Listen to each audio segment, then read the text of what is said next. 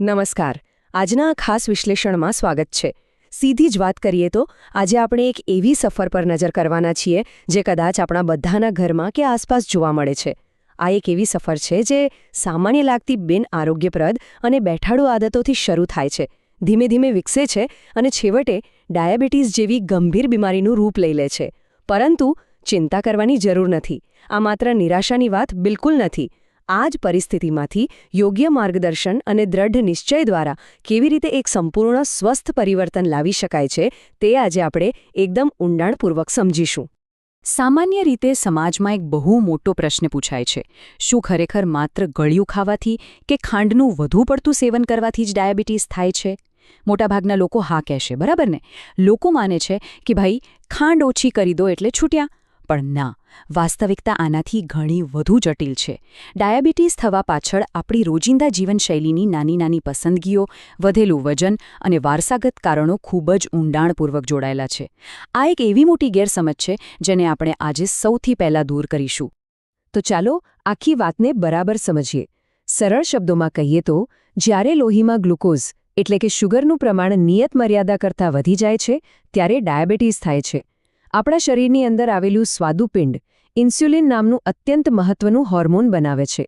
જ્યારે કોઈપણ કારણસર આ ઇન્સ્યુલિન પૂરતા પ્રમાણમાં બનતું નથી અથવા તો શરીર તેનો બરાબર ઉપયોગ નથી કરી શકતું, ત્યારે લોહીમાં શુગર જમા થવા લાગે છે. બસ આ જે બીમારી છે જે આજે લાખો પરિવારોને પ્રભાવિત કરી રહી છે. હવે આ પાછળનું વૈજ્ઞાનિક સમીકરણ જુઓ. આખી રમતમાં ઇન્સ્યુલિન એક અત્યંત આવશ્યક પુલ અથવા ચાવી જેવું કામ કરે છે. આપણે જે પણ ખોરાક લઈએ છીએ તેનું પાચન થઈને તે બ્લડ ગ્લુકોઝમાં ફેરવાય છે. આ ગ્લુકોઝને આપણા શરીરના કરોડો કોષોની અંદર પહોંચાડવાનું કામ ઇન્સ્યુલિન કરે છે, જેથી કોષો તેને ઊર્જામાં રૂપાંતરિત કરી શકે. જો આ ઇન્સ્યુલિન રૂપી પુલ તૂટી જાય તો ગ્લુકોઝ કોષો સુધી પહોંચી જ નથી શકતો. પરિણામે કોષો ઊર્જા વિના ભૂખ્યા રહે છે અને લોહીમાં ગ્લુકોઝનું પ્રમાણ ભયજનક રીતે વધી જાય છે. હવે આના બે મુખ્ય પ્રકારો વચ્ચેનો તફાવત સમજવો એકદમ જરૂરી છે.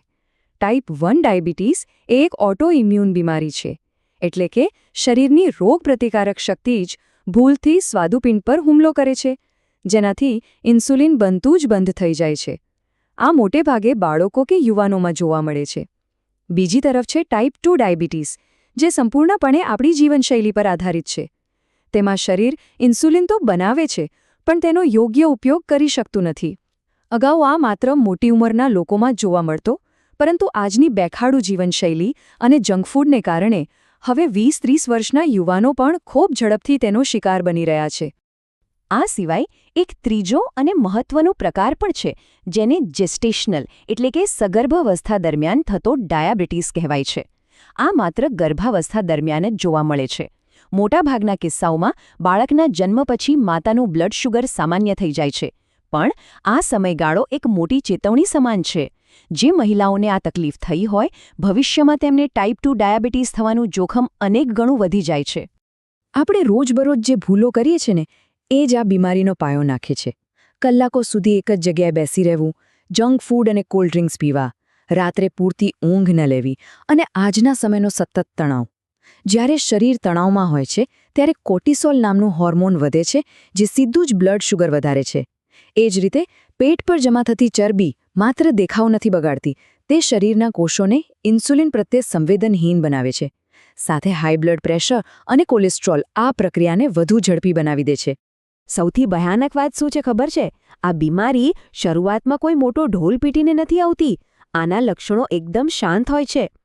જો સામાન્ય કરતાં વારંવાર પેશાબ જવું પડતું હોય, વધુ પડતી તરસ લાગતી હોય અથવા જમ્યા પછી પણ સતત ભૂખનો અહેસાસ થતો હોય, તો આ ચોક્કસ ચેતવણી છે. અચાનક વજન ઘટવા લાગવું, સખત થાક લાગવો, આંખે ધૂંધળું દેખાવું, ઘા રૂજાવામાં સમય લાગવો અને હાથ પગના તળિયામાં ઝણઝણાટી થવી આ ધીમે ધીમે વિકસતા સંકેતો છે. આવા લક્ષણો દેખાય ત્યારે તાત્કાલિક ડૉક્ટરની સલાહ લેવી બિલકુલ અનિવાર્ય છે. આગળ વધીએ અને જોઈએ આ અંદરનું મૌન નુકસાન એટલે કે અનિયંત્રિત શુગર શરીરને કેવી રીતે અસર કરે છે. જ્યારે ડૉક્ટરના રિપોર્ટ્સ આવે છે ને, ત્યારે એક અત્યંત કઠોર વાસ્તવિકતા સામે આવે છે. આ માત્ર શુગરની બીમારી નથી, આ તો આખા શરીર માટે એક સાયલેન્ટ કિલર છે. અનિયંત્રિત શુગર લોહીની નળીઓને અંદરથી નુકસાન પહોંચાડે છે. હૃદયની નળીઓ કડક થવાથી હાર્ટ એટેક કે સ્ટ્રોકનો ખતરો બમણો થઈ જાય છે. કિડનીના ફિલ્ટર્સ બગડે છે, જેના અંતે ડાયાલિસિસની નોબત આવી શકે છે. આંખોની ઝીણી નસો ફાટવાથી કાયમી અંધાપો પણ આવી શકે છે. આ ઉપરાંત નસો ડેમેજ થવાને કારણે હાથ પગની સંવેદના જતી રહે છે, જેથી કોઈ ઈજા થાય તો ખબર પડતી નથી અને તે ગંભીર ઇન્ફેક્શન કે ગેંગ્રીનનું રૂપ લઈ લે છે. તો હવે સવાલ એ છે કે આમાંથી બહાર કેમ આવવો? ચાલો જોઈએ વ્યવસ્થાપન માટેની એક પ્રાયોગિક માર્ગદર્શિકા, જેમાં આપણે આહાર અને દિનચર્યાના પરિવર્તન પર ખાસ ધ્યાન આપીશું. આ ગભરાવી દેનારા નુકસાન વિશે જાણ્યા પછી સૌથી પહેલો અને મોટો ફેરફાર છે આપણી થાળીમાં. મેંદો, વધુ પડતી મીઠાઈઓ, જંક ફૂડ અને ખાંડવાળા કોલ્ડ્રિંક્સને તો કાયમ માટે બાય બાય કહેવું જ પડશે. આ બધી વસ્તુઓ ખાવાથી લોહીમાં શુગર અચાનક જ રોકેટની જેમ વધી જાય છે. તેના બદલે આખા અનાજ, કઠોળ અને તાજા લીલા શાકભાજી અપનાવવા પડશે. આમાં રહેલા ફાઇબર શુગરને લોહીમાં ખૂબ જ ધીમે ધીમે ભળવા દે છે. ફળો સ્વાસ્થ્ય માટે સારા છે, પણ તેમાં કુદરતી શુગર હોવાથી ડોક્ટરની સલાહ મુજબ તેને નિયંત્રિત માત્રામાં જ લેવા જોઈએ. ખાવા પીવાની વાત તો થઈ, પણ હવે વાત કરીએ પરસેવો પાડવાની. શારીરિક સક્રિયતા એ ડાયાબિટીસને હરાવવાનો બીજો સૌથી મુખ્ય સ્તંભ છે. માત્ર જમવાનું ઓછું કરવાથી મેળ નહીં પડે. દરરોજ 30થી 45 મિનિટનું ઝડપી ચાલવું એ બ્લડ શુગર ઘટાડવા માટેનો રામબાણ ઇલાજ છે. જો સળંગ 45 મિનિટ ન મળે તો સવારે અને સાંજે 20-20 મિનિટ ચાલી શકાય. આ ઉપરાંત દરરોજ યોગ અને મેડિટેશન કરવાથી માનસિક શાંતિ મળે છે અને સાયકલિંગ જેવી પ્રવૃત્તિઓને શોખ તરીકે વિકસાવી શકાય. જો આખો પરિવાર સાથે મળીને આ કરે તો બેઠાડું જીવનશૈલીને આસાનીથી હરાવી શકાય છે. આ બધું ભેગું કરીને એક સંપૂર્ણ જીવનશૈલી બનાવવાની છે. વજનને સતત નિયંત્રણમાં રાખવું અને ખાસ કરીને પેટની ચરબી ઘટાડવી અત્યંત અગત્યની છે. માત્ર કસરતથી નહીં ચાલે. શરીરને રિપેર થવા માટે 7થી 8 કલાકની ગાઢ ઊંઘ પણ એટલી જ જરૂરી છે. તણાવ અને ડિપ્રેશન સીધી રીતે શુગર વધારે છે, એટલે માનસિક સ્વાસ્થ્યને નજરઅંદાજ ન કરી શકાય. અને હા, સૌથી અગત્યની વાત, માત્ર અનુમાન લગાવવાને બદલે નિયમિત મેડિકલ ટેસ્ટ કરાવતા રહેવું. ફાસ્ટિંગ શુગર અને HbA1c ટેસ્ટ, જે છેલ્લા 3 મહિનાની સરેરાશ બ્લડ શુગર દર્શાવે છે. આનાથી ડોક્ટરને સારવારની સાચી દિશા મળે છે. યાદ રાખો, ડાયાબિટીસ ભલે આજીવન રહેતી બીમારી હોય, પણ એ કોઈ સજા નથી. આ સ્વસ્થ જીવનનો અંત બિલકુલ નથી.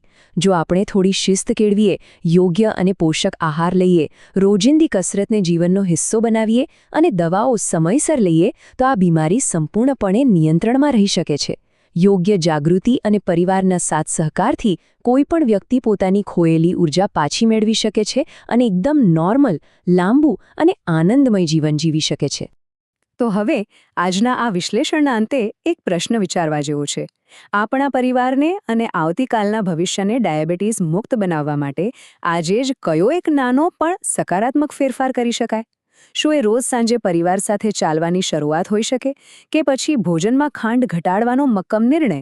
આ માહિતી માત્ર સાંભળવા પૂરતી નથી, પણ તેને જીવનમાં ઉતારવાની છે. સ્વસ્થ પસંદગીઓ થકી જ એક નિરોગી સમાજનું નિર્માણ થશે. આજના આ વિશ્લેષણમાં જોડાવા બદલ અને સ્વાસ્થ્ય પ્રત્યે જાગૃતિ દાખવવા બદલ ખૂબ ખૂબ આભાર. સ્વસ્થ રહો, મસ્ત રહો.